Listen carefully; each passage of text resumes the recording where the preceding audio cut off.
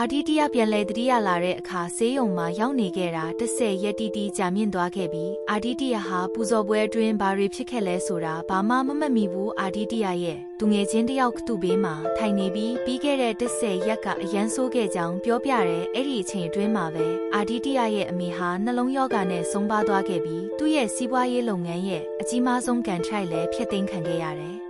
တစ်ဖက်မှာလည်းဦးဇလီဟာအာဒီတီယာကိုချစ်နေပေမဲ့သူ့ကိုယ်သူရောသူ့မိသားစုကိုပါထပ်ပြီးအန်နီရဲ့ထဲမထည့်သွင်းနိုင်တော့ဘူးဒါကြောင့်သူမအာဒီတီယာနဲ့စစ်စမှုကိုဖျက်သိမ်းလိုက်တဲ့အဲ့ဒီနေ့မှာပဲအာဒီတီယာနားလည်သွားခဲ့တယ်ကန်ပီတာစီနီသူ့ကိုပေးခဲ့တဲ့အရာအလုံးထပ်ပို့ပြီးသူ့စီကနေပြန်လဲရယူသွားခဲ့တာကိုပေါ့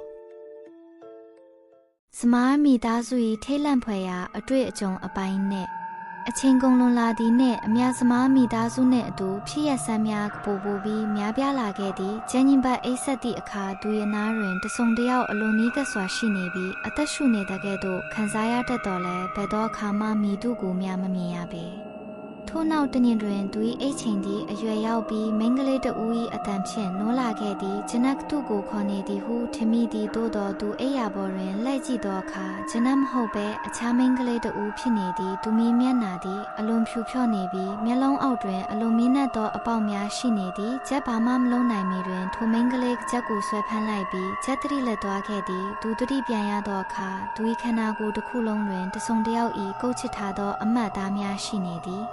ဂျက်ကဂျနက်အားပြောပြသောအခါဂျနက်ကလည်းသူ့ထံတွင်လည်းညင်ဖက်များတွင်အလားတူဖြစ်လေရှိသည်ဟုပြောသည့်အရက်ရှိအမင်းအောင်အရေးတစ်ခုသူမိအနားသို့လာပြီးသူမိဆောင်ကိုဆွဲချွတ်ကာသူမိခြေထောက်များကိုဆွဲဖမ်းလိုက်သည်ထို့နောက်သူမတွင်တတိမရှိတော့ပေသူမနိုးလာသောအခါသူမိခန္ဓာကိုယ်တွင်လည်းကုတ်ချရာများရှိနေသည်တဦး၏စကားကိုတဦးကြားသောအခါနှစ်ဦးစလုံးသည်အလွန်စိတ်လှုပ်ရှားသွားကြသည်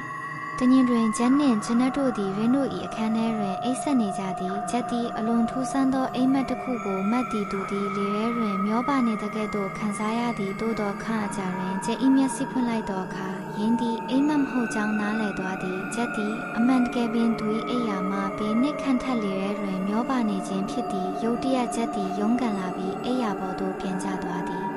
ဂျနက်နှင့်လည်းအလားတူထူးဆန်းသောဖြစ်ရပ်များဖြစ်ပွားခဲ့သည်ဒီနေ့မွန်းလွဲပိုင်းတွင်ဂျန်နှင့်ဂျနက်အိတ်ဆက်နေကြစဉ်ရင်းတို့၏အိတ်ချိန်သည်လှုပ်ရှားမှုတစ်ခုဖြင့်နိုးလာကြသည်ဂျနက်အားတဆုံတယောက်သူမီအိယာမှဆွဲချနေသည်မိသူများမမြင်ရပါအတန်လည်းမကြားရပါဂျနက်အားဆွမ်းအားပြည့်ဖြင့်ဆွဲချနေသည်ရင်းကိုမြင်သောဂျက်ကဂျနက်အားအပေါ်သို့ဆွဲတင်ရန်ကြိုးစားသည်သို့သောထိုမြင်ရသောဆွမ်းအား၏အားသည်အလွန်များပြားလုံးသည်ဂျနက်အားအိယာမှဆွဲချပြီးဂျမ်းပြင်ပေါ်သို့ဆွဲခောက်ကအခန်း၏ချားသို့ခေါ်ဆောင်သွားသည်ဂျနက်သည်အော်ဟေရခြင်းမှလွဲဘာမှမလုံးနိုင်ခဲ့ပေခန့်အကြာတွင်ထိုစွမ်းအားကဂျနက်၏ခန္ဓာကိုယ်ကိုထိုနေရာတွင်ပင်ကျမ်းပြင်ပေါ်တွင်ခြံထားခဲ့သည်ယခုအခါဂျန်နှင့်ဂျနက်တို့သည်ရင်းတို့ထံတွင်ဖြစ်ပျက်နေသောအေးဖြစ်ရများကြောင့်အလွန်မင်းကြောက်ရွံ့နေပြီးဖြစ်သည်စမောင်တို့သည်ထိုအိမ်တွင်ပင်73နှစ်ကြာပြီးဖြစ်သည်နောက်နှင်းမနေတော့ပဲကမ္ဘာအကျော်ကြားဆုံးတရေဖန်းစုံစမ်းရေးမှုများဖြစ်သောနှင့်လူရင်းဝါယန်တို့အားခေါ်ယူခဲ့သည်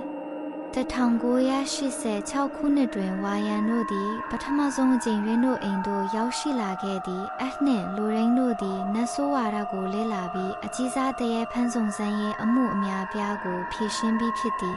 လူရင်းတွင်စိတ်ထက်မြက်သောအရေးချင်းများရှိပြီးတာမန်လူများထက်ပိုမြင်နိုင်ပိုနားလည်နိုင်ပိုခံစားနိုင်သည့်စမော်တို့၏အိမ်အတွင်းသို့ခြေလန်းလန်းလိုက်သည့်နှင့်တင်သူတို့အိမ်တွင်လီရှင်တစ်ခုမကပဲလီရှင်များစွာရှိနေကြောင်းသိရှိလိုက်ရသည်